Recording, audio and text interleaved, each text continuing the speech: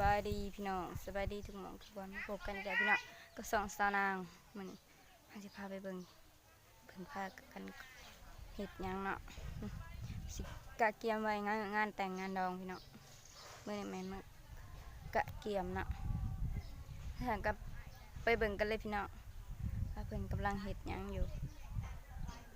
สาวนางพาพี่น้องไปเบิ่งกันเลยไปเลยพี่น้องเข้ามาในงานพี่น้องมันเขาให้ชามเขาบอกว่าให้กินเลยชามชุ่มเลยสิวันคืนนี่ก็ให้กินอีกชามชุ่มโอ้ยมันบด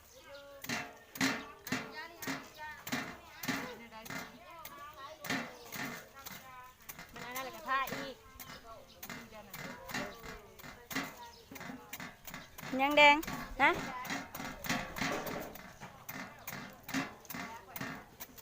สูตรพาบักหมี่ใส่น้ำมันทามือพี่น้องจังว่า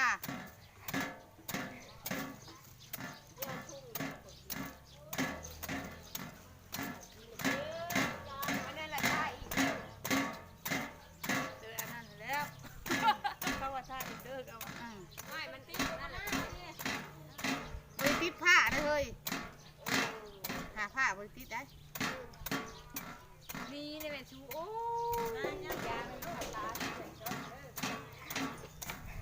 พี่เล็กน้อยกันอยากคู่สูตรนะ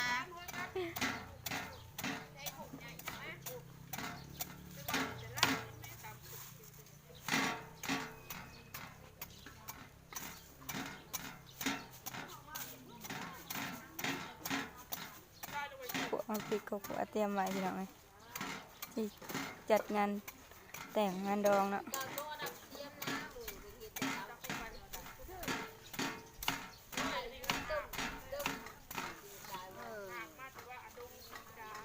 บุติดเชื่อจักจังสิ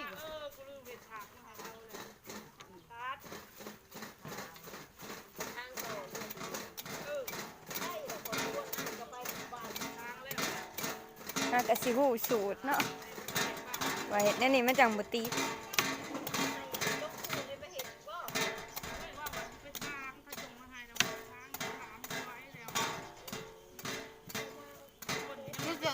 คือโตจะดูอะไรนะเฮ้ยตายใด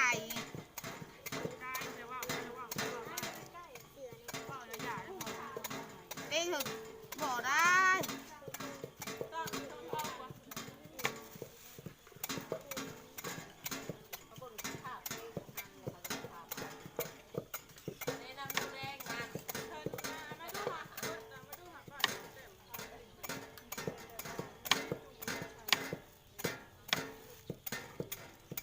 คันผมเอามาเปลี่ยนให้นะบ่ได้นั่น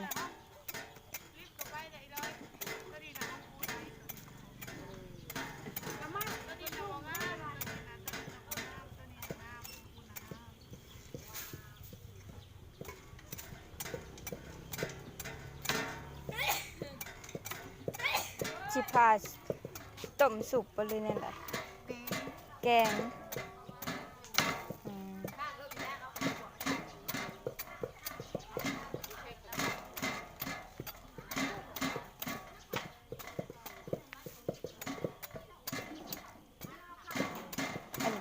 กินกะเฮงเลยได้แกงเพราะว่าต้นมันตายในเฮือนค่ะ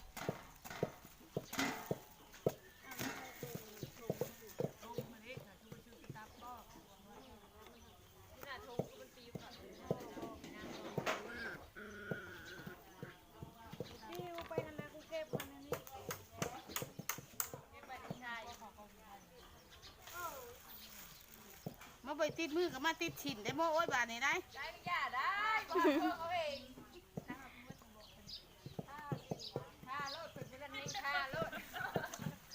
เอาอย่างนี้ต้องบอกว่าถ้าปลูกนั่นเห็ดมาติดใส่เองบ่กินคนเดียวแล้วเฮ้ย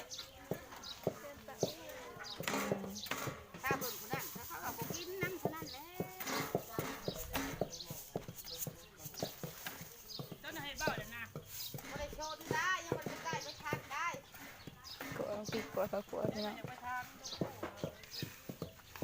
เดียวก็สิทางลาย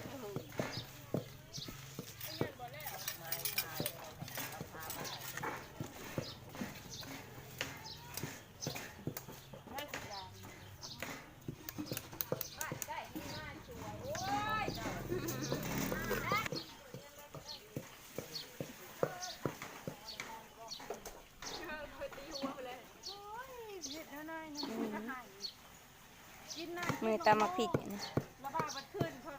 โจมมันเริ่มมาให้ระบาดกินแล้วก็นี่แหละโอ้ยได้ มีแต่หญ้าทั้งนั้นเลยพี่น้องเลยมีแต่หญ้าสะนาง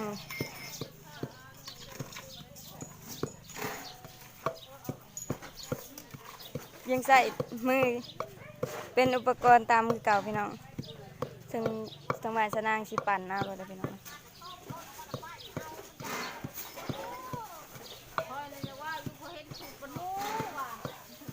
จักน้องพายบ่ให้ตัวต้มอ่ะนะ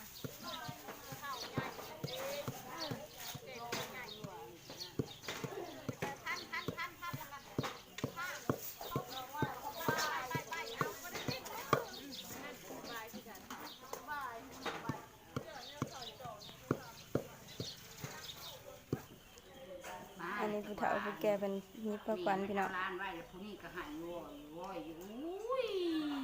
กูอ่างเลยว่ะเขาก็บอกหันแล้วเกรงว่าลูกเขา นิพพะควันใส่งานแต่งพี่น้อง ร้านนี่มันคุ้มเอาน่ะถกผ่าผ่านแล้วตัวเองก็ได้เรื่องจากมาพอมันไปจากดูนะแม่มานาน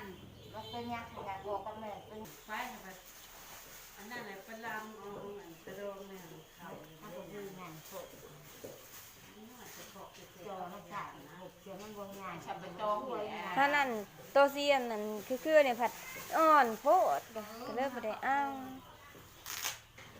เขาว่ายันดอกไม้มี เจอเนี่ย ดอกไม้ใหญ่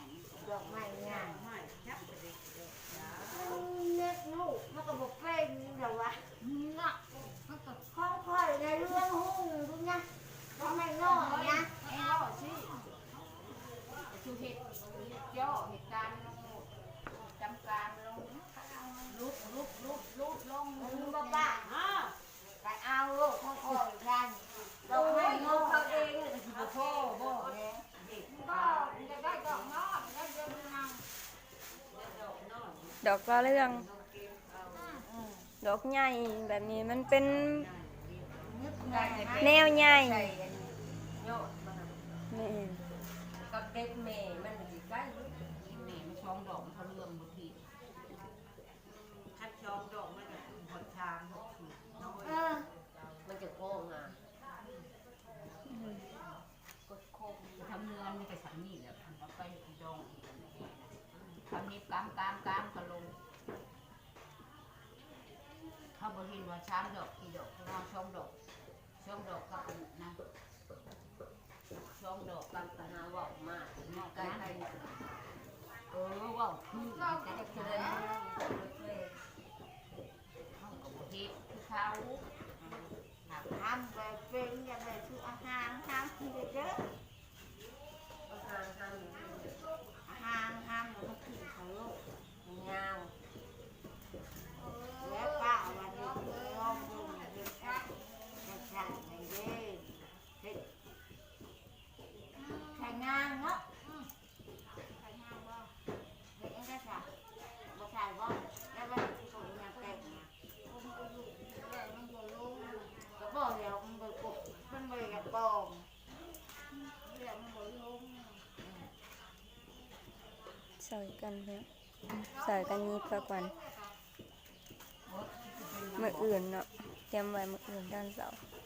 Vâng đó, mà ham chui mà nhạ. Vâng, mà ham chui ngạ, rồi thì cứ. Anh đây, anh phải yêu nhang à. แล้วก็ห้ามตัวมันก็ห้ามได้มันก็ห้ามเหมือนกัน người là chưa người nhăn hoàng ก็ห้าม con มั mà น có แบบ con มันสูงขึ้นไปสูงนะ quá mua ก็ห้ามก่อนสูงขึ้นชู Cả nó ngư gầy ơi, nó buộc nó ham ham nó cổ. Nó ngơ ngơ. năm ăn ăn ăn cứ cậu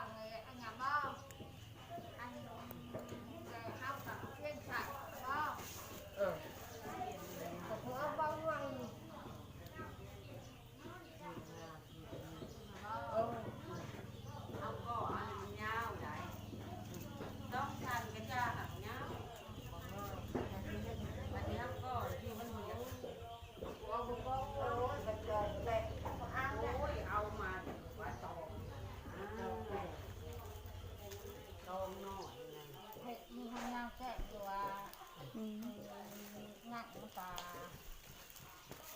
ดอกไม้นี่นะจะเหม็นงามอะไร แม่แป้งจับป้า